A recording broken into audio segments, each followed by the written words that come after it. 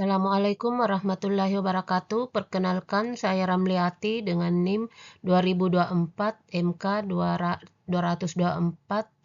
akan mempresentasikan mata kuliah Sosial dan Public Entrepreneurship dengan tema Strategi Kewirausahaan Sosial di Era Digital dengan dosen yaitu Dr. Laude Amijaya Kamaludin, MADM KP. Definisi kewirausahaan sosial yaitu usaha yang tujuan utamanya bukan hanya profit, melainkan juga menciptakan solusi inovatif untuk menyelesaikan permasalahan, baik terkait lingkungan, sosial, budaya, atau komunitas tertentu dengan cara yang berkelanjutan dan berdampak sosial yang luas. Ini berbeda dengan wirausaha biasa atau konvensional yang tujuan utamanya adalah profit, walaupun tetap memberikan dampak sosial dalam bentuk corporate social responsibility atau CSR, tetapi hal tersebut merupakan tujuan sekunder dan dilaksanakan karena adanya aturan yang mewajibkan untuk melaksanakan CSR tersebut. Wirausaha sosial tidak hanya diukur dengan keuntungan finansial, tetapi harus menyeimbangkan 3 aspek fondasi utama, diantaranya yaitu people, meningkatkan kesejahteraan masyarakat, meningkatkan kualitas pendidikan, akses kesehatan, memberdayakan masyarakat atau kaum marginal untuk menarik keluar dari jerat kemiskinan. Lingkungan atau planet, menjaga kelestarian alam, serta lingkungan hidup. Dengan menggunakan bahan baku ramah lingkungan, minimalkan limbah atau membuat restorasi alam dalam bentuk atau model bisnisnya. Selanjutnya itu profit. Maksudnya di sini bisnis harus tetap untung agar tetap mandiri dan berkelanjutan tanpa terus-menerus bergantung pada donasi. Ini berbeda dengan yayasan murni. Wirausaha sosial wajib menghasilkan keuntungan. Tanpa profit, misi sosial itu sendiri tidak akan berkelanjutan atau sustainable. Contohnya menjual produk inovasi yang keuntungannya dijual kembali untuk memperluas jangkauan dampak sosial.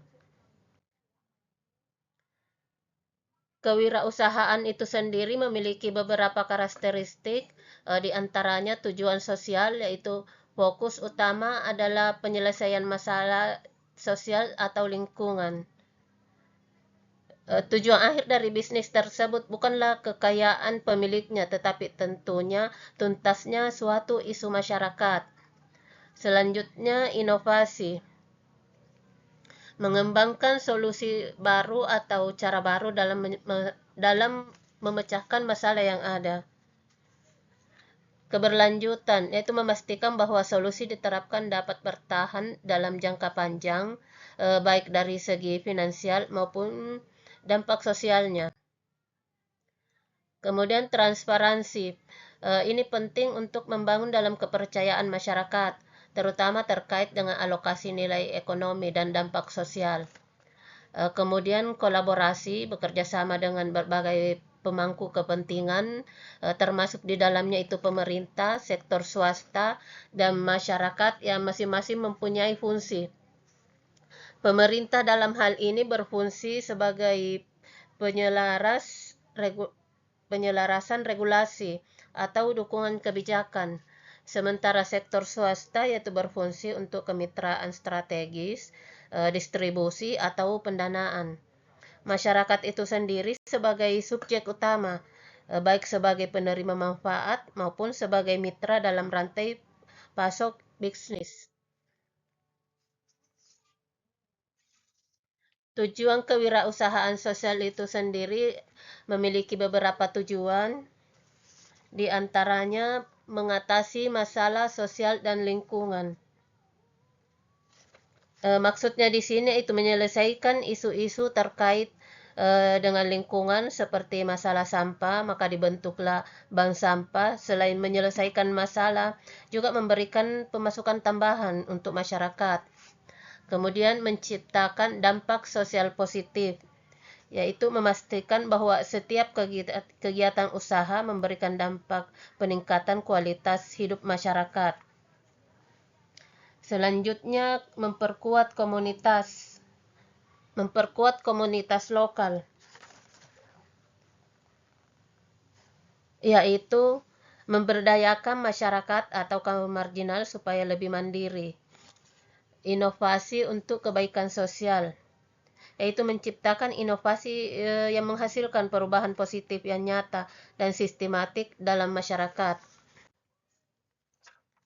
Dalam membentuk suatu kewirausahaan sosial, ada beberapa tahapan yang harus dimulai dari identifikasi masalah,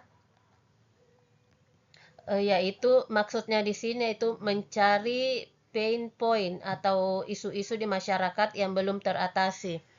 Kemudian menentukan visi dan misi. Ini adalah langkah penting atau paling fundamental karena keduanya berfungsi sebagai kompas untuk menyeimbangkan antara tujuan bisnis dan dampak sosial. Kemudian menyusun rencana bisnis. Selanjutnya, pengembangan ide dan solusi. Tahap ini adalah proses kreatif untuk menentukan cara yang terbaik menyelesaikan masalah yang sudah diidentifikasi sekaligus memiliki nilai ekonomi. Penyusunan rencana bisnis, kemudian membangun tim, selanjutnya penggalangan dana, kemudian peluncuran dan implementasi. Setelah peluncuran dan implementasi, maka perlu diadakan evaluasi atau pengukuran dampak, apakah sesuai yang diharapkan atau belum. Kemudian skalabilitas dan ekspansi. Untuk meningkatkan jangkauan lebih banyak lagi dampak sosialnya, maka diperlukan ekspansi. Selanjutnya kita akan membahas strategi kewirausahaan sosial di era digital. Landscape digital saat ini diidentifikasi oleh hyperkonektivitas dan demokratisasi informasi. Ekonomi sebagai platform. Pergeseran dari kepemilikan aset ke akses layanan. Contohnya Gojek, Grab. Kalau sebelumnya itu pemilik usaha armada harus memiliki armada, tetapi dengan adanya era digital ini tidak mesti harus memiliki armada, tapi bisa bekerja sama dengan pihak lain atau dengan driver untuk penyediaan armadanya. Kemudian ledakan data, yaitu informasi perilaku pengguna tersedia melimpah sehingga memungkinkan pengambilan keputusan berbasis data, bukan sekedar asumsi, sehingga keputusan yang diambil itu valid. Selanjutnya, kecepatan adopsi. Ini terjadi kecepatan adopsi itu perubahan teknologi terjadi jauh lebih cepat daripada adaptasi regulasi, sehingga memberikan celah bagi wirausaha sosial untuk berinvestasi di daerah abu-abu yang belum tersentuh birokrasi. Selanjutnya yaitu peran teknologi dalam kewirausahaan sosial. Teknologi bukan sekedar alat, tetapi melainkan sebagai enabler atau penggerak untuk menciptakan skala yang dulunya mustahil. Misalnya skalabilitas, yaitu solusi sosial dapat direplikasi ke ribuan orang dengan biaya marginal atau mendekati nol. Misalnya aplikasi edukasi, di antaranya itu ruang guru. Kalau sebelumnya kita harus duduk di kelas untuk mendapatkan pembelajaran, dengan adanya era digital ini kita tidak perlu datang ke kelas, tapi kita bisa mendapatkan pelajaran melalui aplikasi.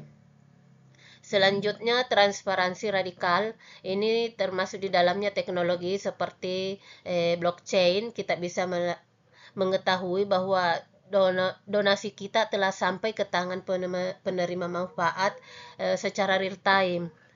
Selanjutnya, personalisasi dampak.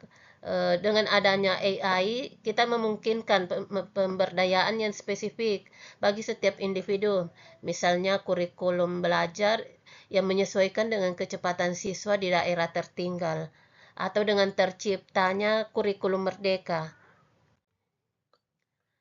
Strategi utama di era digital yaitu salah satunya Lean Impact Methodology, yaitu mengadopsi prinsip Lean Startup. Buat prototipe murah, uji ke masyarakat, apakah sudah sesuai yang diharapkan, pelajari hasilnya, dan segera iterasi. Jangan menunggu produk sempurna untuk diluncurkan.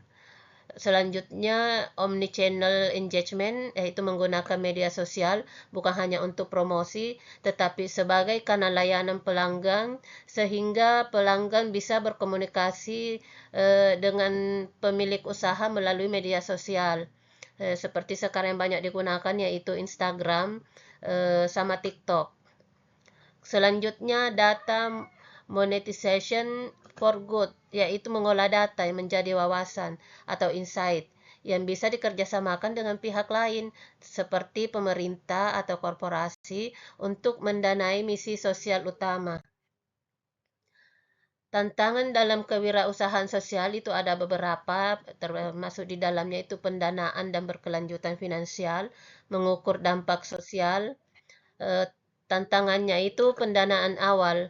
Memperoleh dana awal itu biasanya sulit, terutama karena kewirausahaan sosial ini sering tidak menawarkan keuntungan finansial yang cepat. Kemudian keberlanjutan, itu memastikan keberlanjutan finansial jangka panjang tanpa terlalu bergantung pada donasi atau hibah. Strategi yang diharapkan yaitu diversifikasi sumber pendanaan, yaitu menggabungkan berbagai sumber pendanaan seperti hibah, investasi sosial atau CSR mungkin dari perusahaan, dan pendapatan dari usaha itu sendiri. Kemudian model bisnis yang berkelanjutan, yaitu pengembangan model bisnis yang dapat menghasilkan pendapatan berkelanjutan untuk mendukung operasi. Mengukur dampak sosial, tantangannya yaitu indikator dampak.